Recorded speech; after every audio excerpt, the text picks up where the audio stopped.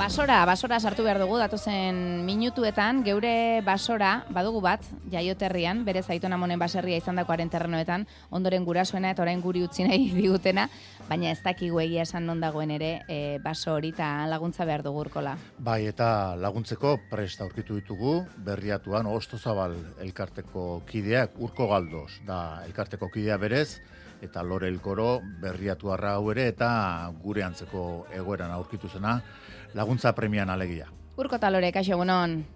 Egunon. Urkoz, ala da, Ostozabal elkarteak lagundu aldiezaguke, gurea bezalako kasuetan, terrenoren bat jaso eta oso ondo non dagoen ere espaldi badakigu? Bai, gu galdotzeu lagundu, eta edo zure herrixen edo inguruen sortu dan beste gure modoko talderen batek alizen gotzun lagundu.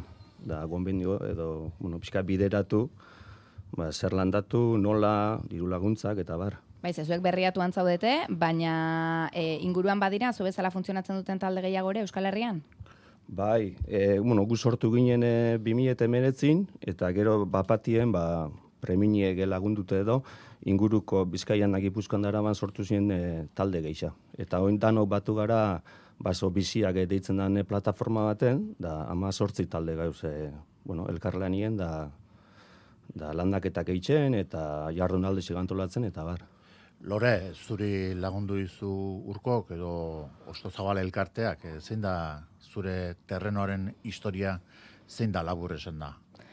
Bueno, elkartearen berri jaso nuenik auzoan lagun baten bitartez, eta geneukan etxean lur sail bat etxetik nahiko aparte, eta utzita moduan, da igual 30 urtean zuak izan zirenetik, berezko pinua, eukalitua eta oran sortutakoa, baina, asmoa hundirik gabe. Lur hori zegoen pixka bat, abandonatuta bezala. Eta orduan, elkartean berri izan genunean, aukera politxa ikusi ginen. Nik ez neukan igual indarrik edo denboraik edo ari dedikatzeko, eta elkarteak bihar zituen lur batzuk bertako landareak sartzeko. Orduan, bat etorri zian bi asmoak eta aurrera. Zertzegoen terreno horretan, lur sail horretan, Lore? Oain dela, 32 urte edo zuak izan zirenean inguru horretan, zu handiak izan ziren, eta errezan guztia, eta geroztik sortu zen berez eukaliptua eta pinua biak. Baina berez sortutakoa. Bai, hori da. Urko, diruari begira ere, nahiko bagenu, ez daki 10-15 urte barru diru pixka bat atera, adibidez Loreren lursail horri, honena genuke berriz ere pinua edo eukaliptoa jartzea, azkar hasten delako alegia. Bai, horrela dinuen, baina guk etxeko esperientzia mitzat, azkenengo pinu diakin minus galtzen, diru galtzen urten dugu, beraz dana ez da sinistu behar. Guk gure taldetik pentseten dugu, etorkizune dugula bertokola espeziekin sortutako pasuetan. Bai konservaziora bideratu bidizela batzuk, eta beste batzuk egurgintzara, baina naturarekin errespetagarri izen kudaketakin. Eta diru azkarra, ez dakit, gomendagarri zedan gure aldetik bintzatez. Lore joan zen, zuen gana, Urko, Ostozabal elkartera, eta zer da zuek egiten duzuena, non hasten da zuen lana? Gu sortu ginen, arrazoia edo sortzian arrazoia izen zen, ikuste gendule inguruen pinuen, berritxun pinue baino ez zeuen, dana pinadia ez zeuen basorik, ziren pinarisek, eta pinuan gaizu agertu zanin, hau banda marroia dori, zizien danak batera mozten, eta jentia zizan eukalituak eta sartzen. Gero askore gehiben lurrak eta saldu, zen eian askatuta uzan, 89ko zutea, gero azkenengo banda marroia, eta oso merke saltzeran zizien. Eta guk ez ginenok lurjabeak edo, pentsagoen duen, nola bait jente horri laguntzien bigontzala, eta beste aukera bat. Orduan, guk behar gendu zen lurrek landatzeko, eta Lore modoko jentiek eta beste askorek biben norbait eureri landatzeko. Orduan, simbiosio hortan, alkar laguntzen ga. Lana urko nola egiten duzu, aurrena joan beharko da terrenoa nola dagoen ikustera, agian egongo da sasiak hartuta edo erabatu zita lorek esan duen bezala, egongo dira berez etorritako arbola klase ezberdinak nahastuta, lurjabeari zer eskatzen diozu, nor garbitu behar du lur hori, zue garbitzen duzu, jabearen hartura da, nola egiten duzu hori? Bueno, guk nahiko praktika ez tradizionala daukau, ze garbitzean adibidez, hemen ulertzen da dena moztea dala, da guk garbitzea da plastikoa biltzea. Guk joaten gara hauen hitzarmenak egiten dugu zen terrenota eta ikusten dugu zer dagoen. Eta horren arabera zer egin leiken. Terreno danak ez bardinek, baina zorixonez berritxun eta hemen kostaldien lurrek indarrazko dugu eta berez botate doitzu zuaitzak. Landare barrisek, eta hor ikusten dugu zer dauen. Loren terrenoan kasun, aritze urkixe, leixarrak, eta ero artea eta gurbixe be asko euen. Gurbixe da madroño erderaz. Eta oso landare interesgarrisek berez zetozen. Baina, gu egin duen landaketa txiki bat, adarrak eta pixkat bildu gendu zen, baina ez beste basogintza, egurgintza agresibo hortan eitzen dagoen dena bildu eta zua eman eta dena gorri-gorri utzi. Eitzen dago gau ibiltzeko lain, pixka pasatzeko eta zulotxo batin da landare barrixe sartzeko modun. Eta baina hori loren kasuen, beste kasu batzutan, dana sasiz dago, orduan egiten duguna da, pixkat iladak edo, sasia pixka kendu, norbera ibiltzeko aina eta landatu. Eta ero landare horiei jartzotzeu, tubo batzuk edo odi batzuk, babesak, orkatzak edo animaliek ez jateko puntak, eta baita ere inguruan dekoen sasitik edo babesteko. Eta baina hor metro bat edo landariek hasten dizenin, zuaizka sortuko da, eta zuaizkatik zuaitza. Eta lore zure terrenoak orain ze itxura du? Bueno, sartu barri dago, duela hilabete bat edo landatu zen, hor, eta ja bizten hasitza dagoz lehenengo aritza, bera esan be aurrera etorriko dia, poliki-polki. Orain kasu gehiago egiten aldiozu, zure terrenoari lehen baino? Bueno, asmoa bintzat, hastian bertan lehenengo ostuak ikustera joateko asmoa badaukat. Ondo. Bai. Bulegora, ofizinara joan behar dugu. Terrenoa noren esku geratzen da, jabeak eusten dio jabegoari, edo ostozabalen eskuetara pasatzen da, ordaindu behar da, gai horiek nola dira, Lore? Hor igual jende askoren beldurra edo izango da, lurra galtzen note da, edo propietatea, eta ez da, hola, nik hitzarmenian, guk etxean hitzarmenian daukagu, 20 urtean ez dugula lur horretan eraikiko, landare barririk sartuko edo moztuko edo eraikina ez dugula ezer egingo o makinariari sartuko, baina terrenua edo lurra lehengo jabearena izaten jarraitzen dau. Orduan ez da hor galtzen. Irabazi ekonomikorik ez dauka toin eta ez du ukiko segurazki, baina beste irabazi batzuk izango dira eta guretzat ez badia, urrengoentzat izango dira. Egiten da hor nolabaiteko kontraturik edo? Bai, sinatu genuen, eta 20 urtean konpromiso hori hartzen dugu. Larrialdi handiren bat egongo balitz, ez da egongo, ez da gertatuko, baina berriz ere berrikusi daiteke kontratua, baina momentuz 20 urtean errespetatzea da egindako landaketa. Urko aipatu dituzu lehen, lur erosketak eta, bai pinuaren gaitzak, bandamarroiak, bai zuteak, edo ondatuta edo ezertarako ez diren lur hiriek, ustez ezertarako ez direnak. Erosteko enpresak badira, basogintzako enpresak ibiltzen dira, lur zoru horien bila, edo badute estimazioa? Bai. Badut estimazioa, baina presioa momentu honetan nahiko bajue da, eta aprobetxatzen dabe presio baju hori eta jenteak baso lurrekin daukan hori desapego hori aprobetxatzen dabe oso merke lortzeko. Eta gehienetan izaten di, hori, irabaziarinan lortzeko egurgintza intensiborako. Gure ustez, edo, hola frogatuta dago ikerketekin, naturantzako, aldaketa klimatikoantzako, urarentzako, oso biodibertsitatearentzako oso txarra dana. Aldiz, badaude lurgaia modoko fundazio batzuk eta gu bezalako taldetxo batzuk, deuzena lurrak erosten. Lurrak erosten, basoa, benetako basoak sortzeko. Da, benetako basoak berez dauzka ezaugarri batzuk. Zuhaitzak adin ezberdinetakoak, espezianistasuna, biodibertsitatea bizitza egon behar da, eta horrek ematen dio lurrazal organiko hori bizia egon behar da.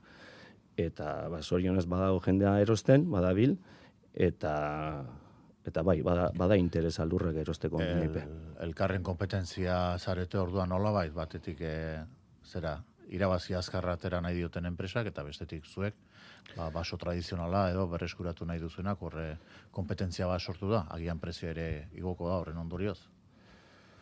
Ez dakit igual bai, baina bai, kompetentzia nahi guizen, azkenengo 80 urtetan indan egurregintza horren kontra. Nahi dugu beste alternatiba bat izen, eta erakutzi jentia baukela basuek, benetako basuek balixue, lortu aldala inkluso dirue bertatik, eta hori espero dugu etortia horrenantzien, zeren horrek emoten dutzun zerbitzu ekosistemikoek eta gizarte guztixantzako di, eta danak irabazten dabe. Orduan nipentzat hori gizartiek nolabait konpentsau egin bida bezala lore modoko jabiek, eta beste asko da bizena olako proiektutan, ekonomikoki oso zelan konpentsau egin bitzala gizartiek. Zeren danon artien ordaintzi olako gauzak ez da diru asko. Bueno, orduan, lur jabe izaten saituko du Lorek, eta Urko, zuek Ostozabal elkartean egin duzu lehendabizi nolabait kontzientziazio lan bat, ez? Eta informazio emate bat, eta jarri dituzue zuaitz berriak, eta hemendik aurrera zaindu ere zuek zainduko alduzu, lurra? Bai, Lore paseko da bere terrenotik zarrixa, eta zainketa berak egingo du lehenengo, eta guk ere landaketak eta itxen dugu zen lurrek horre pixkat geuriepe bihurtzen die barrugen ez, da orduan hemendi buelta bat itxegun edo bizikleta buelta bat, beti bidie okertze dugu ingurutik pasetako. Eta gelditzen gaz begirez, landatoz sartu gendu zen landarak, babes hori odiren bat jauzi bada jaso itzen dugu, zikine bada plastikuko batan batek latak eta zikina bota goitzu jaso itzen dugu, eta pixkat herriko do lurjabe estan jentie be, pixkat lur horren responsable edo arduradun eitzen da. Horre diru kontuak, Urko, ordaindu egin behar du lurjabeak zuen zerbitzuagatik, hartzen duzuen lan horrengatik, basoa garbitzeagatik, ordaindu egiten da, edo horre diru iturrian nundi dator, nundago iturria?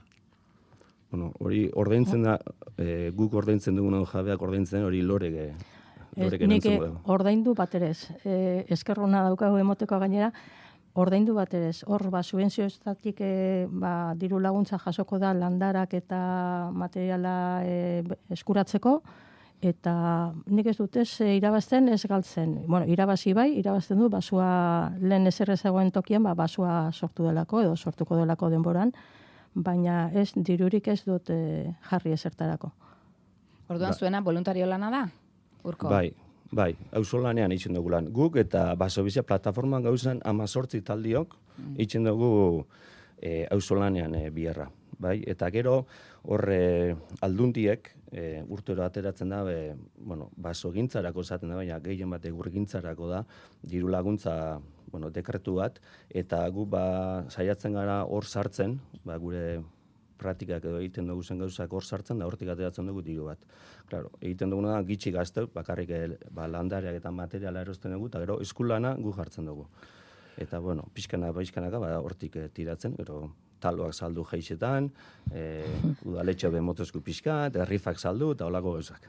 Urko, aipatu dituzu lehen kimuei jartzen zaizkien, bueltan jartzen zaizkien plastiko babesle horiek eta hori edanak gero pentsatzen du bilduko dituzula edo biodegradagarria dira edo?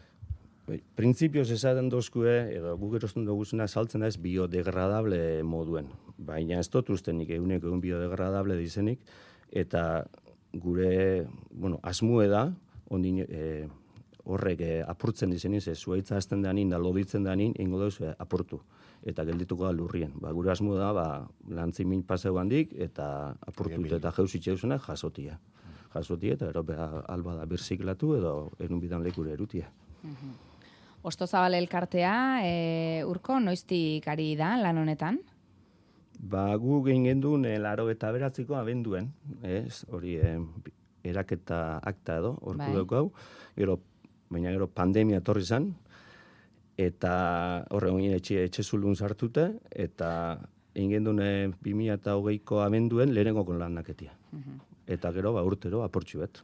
Urko banda marroia eta iraganeko gauza da, edo oraindik gaitzak astintzen ditu pinudiak eta... Hombre, nik ez naz ingeniero forestala, baina nik aurrekoan behor Bizkaiko begiratokian da hor oizazpixen paseu ginen handik eta han pinu guztixe gaitza jota da eta nahiko itxura tristiaz, bai. Entzulei izango diegu, ez? Bakarren batek lorezuk bezala terrenoren bat baldin badauka, kaso askorik egiten ez diona, izan daitekela irten bide egokia, ez? Halako proiekturen batekin harremanetan jarri eta bizi berri bat ematea, lur horri. Bai, hori da, hori lur hori egon da hor, urtia joan, urtia etorri, eta ni nahi hau nuke hau oindala 25 urte egin balitz, honezkero ja onditute bango zian, ariz batzuk edo. Baina, bueno, lehen bestela hor egoten da. Isilik eta geldik eta sasixak jaten. Urko Galdos, Berriatuko Ostozabal elkarteko kidea eta Lore Elkoro, esango dugu bezeroa, naiz eta hemen esan dugun dirutrukerik ez dagoela. Baina eskerrik asko bioi bizitagatik. Bezeroa ez, laguna. Laguna. Ni ere bilin nintzen landaketa horretan parte hartu nuen eta gustora gainera. Ikusi nuen gogoz eta zelako indartsu jentea aritzen dan lan horretan eta bueno, danok partaide. Hori ere derra izango da, ez Urko? Lurra ustea bakarrik ez, baizik eta ikustea persona batek baduela interesa eta gainera zuek egiten duzuen horretan lagundu nahi duela. Bai, eta gozada bada, lehen gure etxean basora lanera joatea zen zigor bat edo, tortura bat, ez? Basora lanera eta oin juten basoa sortzera auzolanien sekuleko giru eukitzu geure hartin. Han batzen adin askotako pertsonak, bakoitza leku batetik datorrena, eta oso ondo pasetegu. Basue da, biziposa eta relajantie eta gomendagarri da nontzako. Urko Galdos, Ostozabal elkarteko kidea eta Lore Elkoro, eskerrik asko, bisitagatik. Bai, zuei. Zuei eskerrik. Jo, eskerrik asko. Euskadi Irratian, Faktoria. 12:00 seinaleak joan dira hor, eta zuhaitzei buruz hizketan segi behar dugu, zuhaitzak landatzetik zuhaitzetan dantza egiteko asmoa dugu, zuhaitzak badutelako